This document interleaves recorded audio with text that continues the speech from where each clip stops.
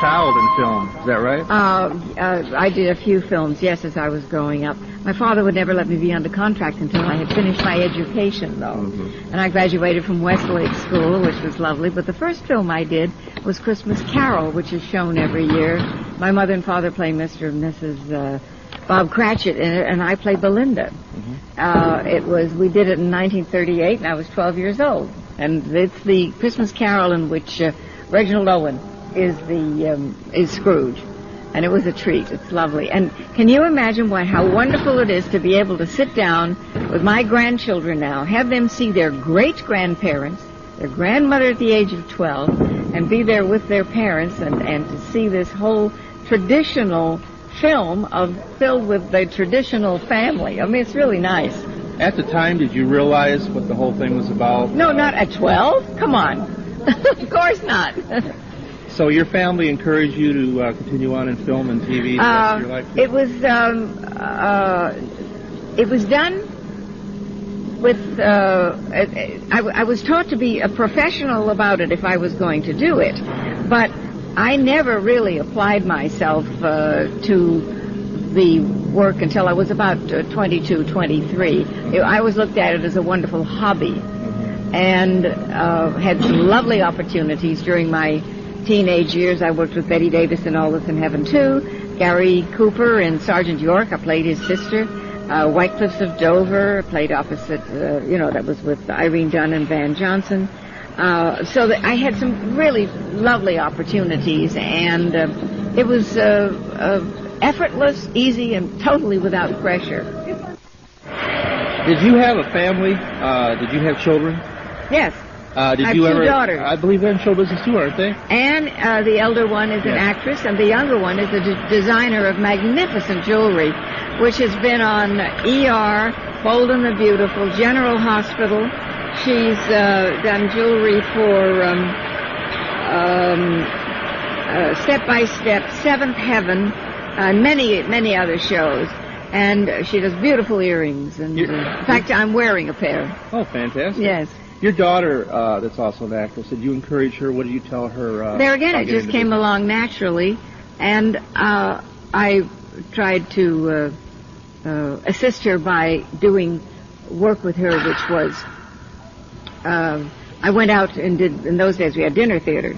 So I did some dinner theater with her and did plays like 40 Carats, in which there were mother and daughter characters, so that she would get a feeling for it. But she was not a self-conscious performer in any way, and so that was nice, and that got started. Your first series, is that Lassie? Yes. How'd that come about? They had offered it to me when Jan Clayton was leaving, but I was living in New York with my children at the time. Then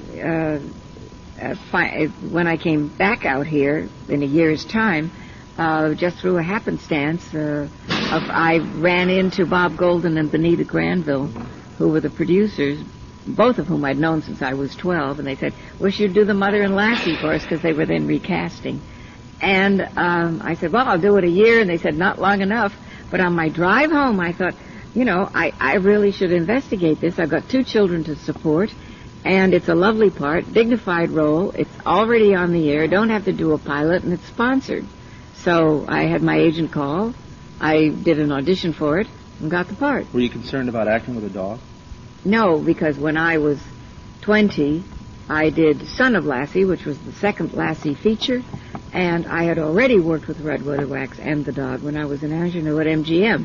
I went under contract to MGM as soon as I graduated from Westlake. So it was sort of just like coming home. There's no complications at all. And after Lassie, it was Petticoat Junction, wasn't it? No, after that was Lost in Space. Lost in Space. We did that for 3 years, and that was like, being in kindergarten and going out in the backyard and playing sand or something. It was wonderful fun. And good cast, and we've all stayed in touch and have a great affectionate regard for each other, and that's lovely. Great. We've been doing some conventions together with then Petticoat Junction. And I hear that Meredith McRae and Laurie Saunders and Linda Kay Henning are going to be here today, which is thrilling to me and I'll be being interviewed with them at 3:30 tomorrow.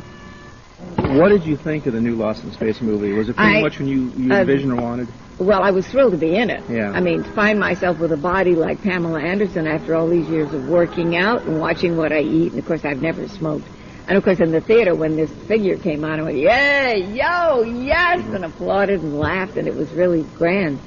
I have, I liked the first part of it, which was essentially our pilot. It was all the same situations, even some of the same dialogue.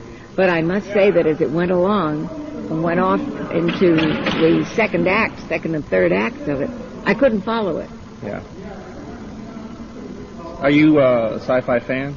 Yes. You really are? Yes. Well, of course, I follow space. Yeah. But more than a sci-fi fan, I'm a science fact fan. I am devoted to what they're doing at NASA. Yeah. And the things that we enjoy in the space program, because of the space program that we enjoy as civilians, is remarkable. For instance,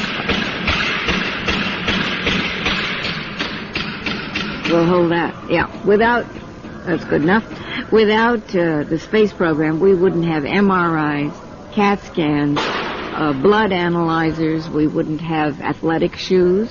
We wouldn't have the internet. We wouldn't have weather reports as we know them. We wouldn't have dustbusters even if it weren't for the space program. Firemen wouldn't have lightweight equipment to carry and lighter oxygen. They wouldn't be able to see through smoke with their visors that they wear. Hazmat material, clean room fabrics that have been designed for people working in chemistry labs. There are so many things that Christopher Reeve rides around in a wheelchair designed by the space program. And every bit of funding that they ask for, they should get. It's absolutely amazing. But your glasses, if you wear them, don't scratch because of a polymer that was designed to keep the windshield of the shuttle from scratching on launch. And so our glasses are treated with this so that our glasses don't scratch. What series do you think you're most remembered for that people really identify with? It depends on the age of the person, because now there's a whole new group of people who are watching Lassie, and yet there are 40 and 45-year-old people who watched Lassie and then subsequently Lost in Space. We now have, of course, Lost in Space, Petticoat Junction, and Lassie all on television. The new audience for them is really just remarkable, and great fun to get out there and meet the people who are watching. And then, of course, there's the soap opera crowd who are indeed watching General Hospital. I've been doing that off and on since 1984.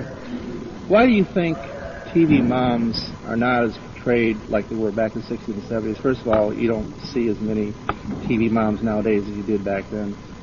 Families are so much different. They're shown as divorced and this and that. Why do you think I think it's because in life they are divorced. Yeah. Though, interestingly enough, the women that I played were all very strong women. As an example, you might think, well, Lassie's mother was just out there on the farm. But there are ways of reading dialogue that, if you read it just flat off the page, you might say, gee, that's a kind of a light line. Like, if the bean crop fails and you say to your husband, Paul, what are we going to do? That's one way of reading the line. On the other hand, if you're sitting down at the kitchen table and you say, all right, now, Paul, what are we going to do? Yeah. That brings strength, and I played that woman with strength and vitality and authority. In fact, many people say to me, she ran the farm. Yes. While he was out trying to make a bean crop come in for 6 years. The strong farm woman. Absolutely. Absolutely. Yes. Well, but also, she was educated, literate. She had a sense of community spirit. She was really a very well-rounded character, and it was written that way more and more the longer I played it, because I brought to it something that perhaps the earlier mothers had not had written into their character. Has anybody ever approached you for a reunion TV movie of any of your series, Lassie, Lost in Space? Yeah, they talk about Lost in Space every once in a while. I think it'd be lovely to do a Petticoat Junction one, especially since it's now so valuable since it's been released on TV land. Who knows? I don't know. I'd certainly love to do it because I love that character of Dr. Janet Craig. You took over for B. Benaderet. No, I did not take over for B. Benaderet. B had died, and I played an entirely new, different character as the mother image in the series, but I was not the girl's mother. Which of all your series, I suppose this is a possible question, which one do you enjoy the most? I liked each of them for different reasons. I'd be with Lassie still if they hadn't changed the format. Doing Lost in Space, I think, would have been great fun for another, 3 or 4 years. Mm-hmm. However, that was not to be. And apparently through Irwin Allen's not getting his scripts in, or his outlines of the next year's work. They wanted to pick it up, but he said he was late and didn't get them in for when they had the meeting in New York about, what was going to be picked up for the next year. So when it came on, he said, we don't have anything from him. I said, okay, that's it, off. And then, of course, I went into Petticoat immediately. I heard that they tried to do a Lost in Space movie for a long time, but Irwin didn't want it done. And I think that's so, initially. And then finally, after he died, his wife sold all the rights. Everything, including merchandising rights and all merchandising rights, which, incidentally, she did not own. Mm. And none of the actors get any part of the... that's that.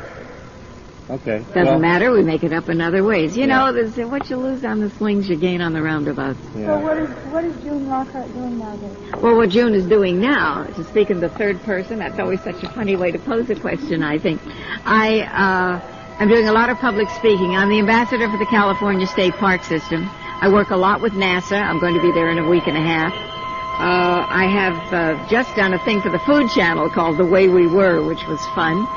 I've been doing, I did a Rosie O'Donnell show recently with Lassie, and with the new Lassie, who is a magnificent-looking dog.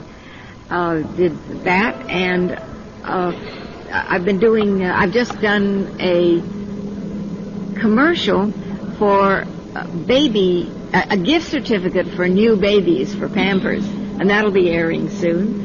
And I never stop. It's just one thing after another, and great fun. I take it you really don't want to retire. Why? Why would you? Not. It's a rich, full life. I am a very fulfilled and happy woman. It's just neat. And my daughter and granddaughter, they'll be here tomorrow. The one who designs the jewelry. I don't know what Annie's doing this weekend. She's been doing a lot of celebrity pro-am rodeos and riding cutting horses. And so I find I'm really very fulfilled, and I get all my wishes. That's got to be why you look so well. Because thank you. You haven't aged hardly at all. Well, incredible. I've never smoked. Uh-huh. I watch what I eat. I'm very careful about that. And also, I work out. I have a wonderful trainer named Linda Alden who comes to the house and we work out. And so I'm very limber, and I do a lot of great stretching and lift weights, and I think it truly keeps me fit. And I am just in splendid shape. You said you're going to be doing some stuff on the Food Channel. Are you ever going to be releasing a cookbook? I know, for instance, the lady that played Alice on the Brady Bunch released a cookbook. Do you ever think of anything like that? Well, there's one ready to go. Oh, really? Okay. Yes, so we'll see about that. Do you have a title for it yet? Or no, probably June Lockhart Cooks or something. Yeah, okay. But I don't cook, you know. Yeah. So this would be all those years on Lassie when I was cooking, I was stirring a pot of hot water. Really? But I think that, that would be somewhere down the line. Who knows? One of the things that I do while I'm working the conventions for Lost in Space, or, well, any convention, really, I have been very involved in the editing of and have written the foreword for a wonderful book called Lost in Space Forever. It is the definitive Lost in Space book. It has every episode, all kinds of pictures, interviews with the actors, the set designers, the costumers, makeup people, guest artists, everything. And it's truly a pip. And I'll have it for sale tomorrow. And then at the last 2 or 3 pages of the book are what we call Smithisms, like you bubble-headed booby and things like that. But it's just a fine, fine book. And then I have some remarkable pictures from the series, and also all the way back to Betty Davis and Me and All This in Heaven, too, when I was 14. And from Christmas Carol, which was my debut film. And there are And, of course, pictures from Petticoat and pictures from General Hospital. So there's a great variety of things. But this book, Lost in Space Forever, is really just a joy. And there's the address where you could send me the pictures when the magazine comes out. I take it you really don't mind when fans approach you. You really like me. Oh, no, of course. That's great. Well, I wouldn't be out doing something like this if I didn't expect to talk to them. Mm-hmm. I know there are some who don't like to, but I know that. Why show up? Okay, well, thank you so much. Thank you very much. Would there be a possibility we take one quick picture, or do you want your photographs taken?